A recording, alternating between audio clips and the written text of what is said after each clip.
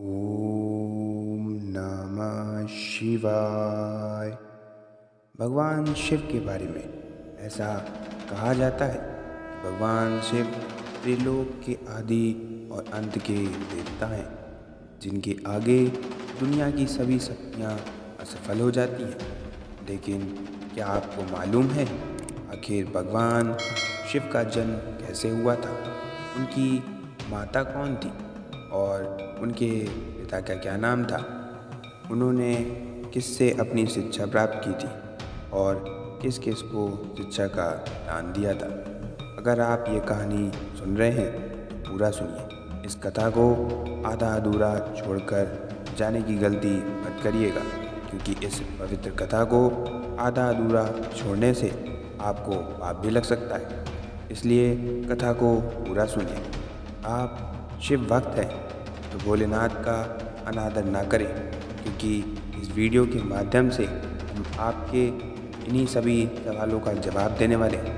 आज सबसे पहले भगवान शिव के जन्म से जुड़ी पहली कहानी यानी शिव पुराण की एक लोकप्रिय कथा के बारे में हम आपको बताने वाले हैं। शिव पुराण के अनुसार भगवान शिव को स्वयंभू भी कहा जाता है, जिसका मतलब होता है कि भगवान शिव का जन्म स्वयं ही हुआ था। यानी कैसे? एक बात तो साफ हो जाती है कि ना ही भगवान शिव को कोई माता है और ना ही कोई पिता है। इसी कारण से भगवान शिव को पंच तत्वों से भी परे हैं, जिसका कारण से इन्हें मृत्यु का कोई भी भय नहीं है और इनकी मृत्यु कभी नहीं हो सकती। बात करते हैं विष्णु पुराण में बताई गई भगवान शिव के जन्म से जुड़ी एक और कहानी के बारे में। विष्णु पुराण में बताया गया है कि भगवान विष्णु के माथे से निकलने वाले तेज के कारण भगवान शिव की उत्पत्ति हुई थी और उनकी नाभि से निकलते हुए तेज से कमल पर विराजमान ब्रह्मा जी का जन्म हुआ था। मगर दूसरी ओर भगवान विष्णु के जन्म के बारे में शिव पुराण में बताया गया है। एक बार की बात है जब भगवान शिव अपने घुटने मल रहे थे और उन्हें के घुटनों से निकलने वाले मैल से भगवान श्री विष्णु का जन्म हुआ था। पर अगर ऐसा हुआ है तो विष्णु पुराण और शिव पुराण एक दूसरे से बिल्कुल अलग हैं। इस कथा के अलावा भगवान शिव की जन्म की एक और पौराणिक कथा काफ़ी ज़्यादा पॉपुलर है, जिसे शायद आपने बड़े बुजुर्गों से सुना होगा, और अगर नहीं सुना तो आपकी जानकारी के लिए बता दें कि एक बार की बात है जब भगवान विष्णु और परम ब्रह्मा जी के बीच इस बात पर बहस छिड़ गई कि आखिर इस संसार में सबसे महान कौन है। और जब विष्णु जी और भगवान ब्रह्मा जी को इस बात को लेकर बहस कर रहे थे तो एक जलते हुए खंभे के रूप में महादेव उनके बीच आ गए थे। दूसरा, वो दोनों इस रहस्य को नहीं समझ पाए। तभी अचानक से आवाज़ आई जिसने कहा कि जो भी इस खंभे का छोर ढूंढ लेगा वह सही सबसे महान कहलाएगा। ऐसा सुनते ही ब्रह्मा जी ने एक पक्षी का रूप लिया और खंभे का ऊपरी हिस्सा ढूंढने निकल गए। वहीं विष्णु जी ने वाराह के रूप धारण किया और खंभे का अंत ढूंढने निकल गए।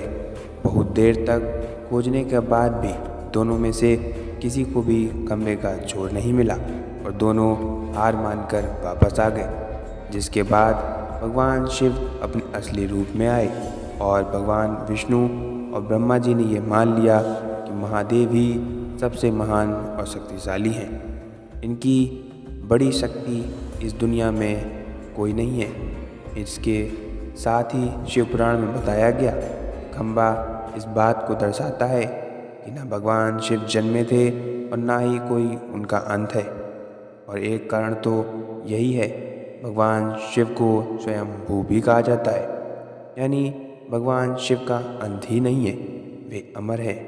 और अब हम बात करते हैं भगवान शिव जुड़े एक ऐसे विषय के बारे में जो सबसे ज़्यादा प्रसिद्ध है कि क्या भगवान ब्रह्मा भगवान कि शिव के पिता हैं? जी हाँ, इनकी कहानी लोगों के बीच काफ़ी प्रसिद्ध है।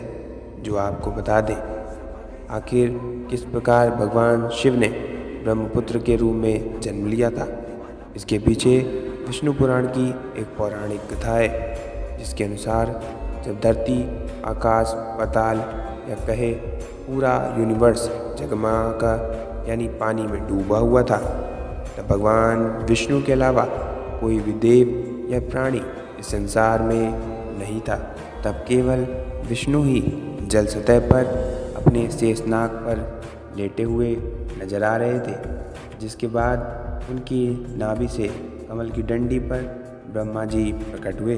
और जब ब्रह्मा और भगवान विष्णु इस यूनिवर्स से संबंधित बातें कर रहे थे, तब भगवान शिव प्रकट हुए, जिसके बाद ब्रह्मा जी ने उन्हें पहचानने से इनकार कर दिया।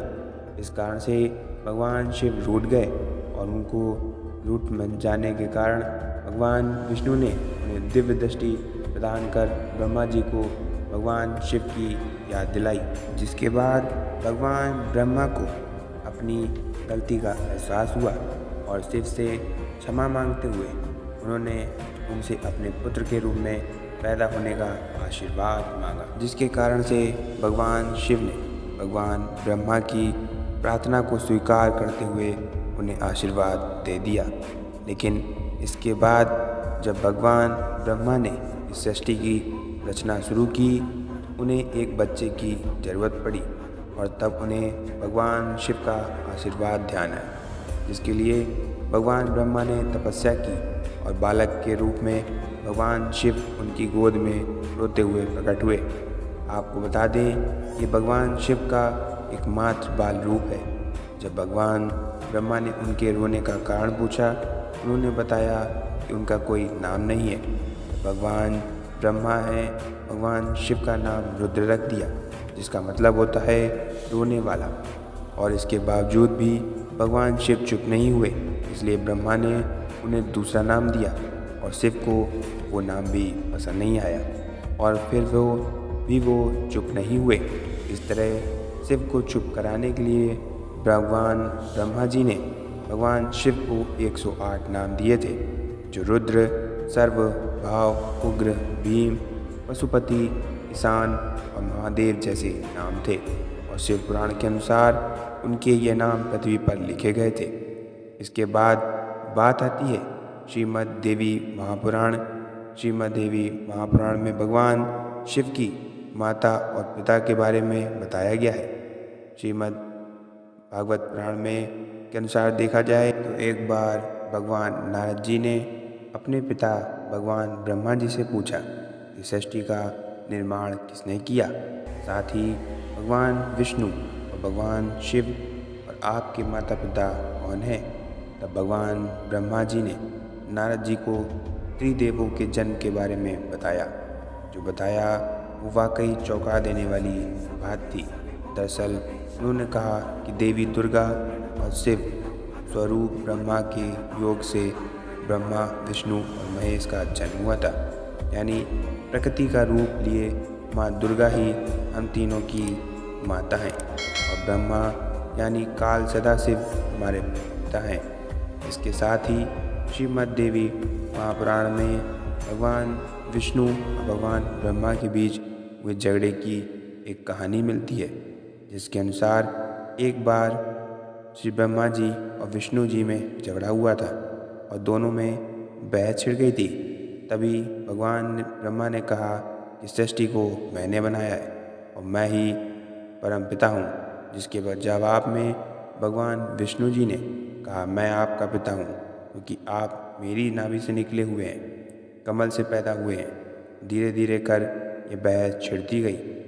इसके बाद इन दोनों का झगड़ा सुनकर सदाशिव वहाँ पहुँचे। उन्होंने कहा कि पुत्रों, मैंने तुमको संसार को बनाने को और इसे संभालने के केवल 2 काम दिए हैं। इसी प्रकार मैंने शंकर और रुद्र को संहार और तीनों गति के कार्य दिए हैं। इसके साथ ही उन्होंने कहा कि मेरे 5 मुख हैं। एक मुख से आकार, दूसरे मुख से उकार, तीसरे मुख से मुस्कान, चौथे मुख से बिंदु और 5वें मुख से नाद। यानी कि शब्द प्रकट हुए हैं। उन्हें पांचों को एक साथ मिलाकर देखा जाए एक अक्षर AUM बनता है, जिसे आज हम सभी भगवान शिव के मूल मंत्र के रूप में भी जानते हैं। इनका इतना कहने के बाद भगवान ब्रह्मा और विष्णु दोनों ही समझ गए कि भगवान शिव से ज़्यादा शक्तिशाली इस दुनिया में कुछ भी नहीं है, और दोनों ने भगवान शिव को प्रणाम किया और चले गए। चले, अब जब भगवान विष्णु शिव के बारे में इतना तो जान ही चुके हैं, तो क्या आपको पता है क्या कि भगवान शिव ने किससे शिक्षा प्राप्त की थी और उनके गुरु कौन थे? हम जानते हैं, शायद ही इसका जवाब आप में से किसी को पता होगा, पर जिन्हें नहीं पता उन्हें बता दें कि भगवान शिव स्वयं इस संसार के गुरु माने जाते हैं, जिन्होंने संसार में गुरु शिष्य की परंपरा की शुरुआत की थी।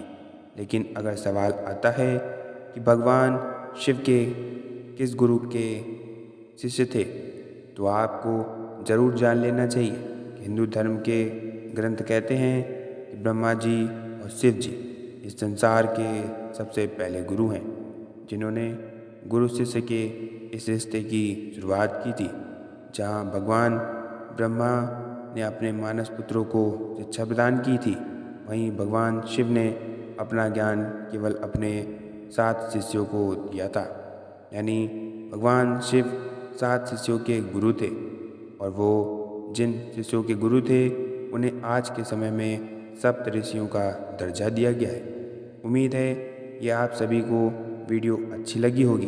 अगर ये वीडियो आपको पसंद आई है और आप शिव जी के सच्चे भक्त हैं, तो चैनल को सब्सक्राइब जरूर कीजिएगा, क्योंकि इस चैनल पर आपको निरंतर ऐसी ही ज्ञानवर्धक वीडियोज़ मिलती रहती हैं। हम लोग जल्दी मिलेंगे एक नई वीडियो के साथ। बोलिए जय शिव शंभू।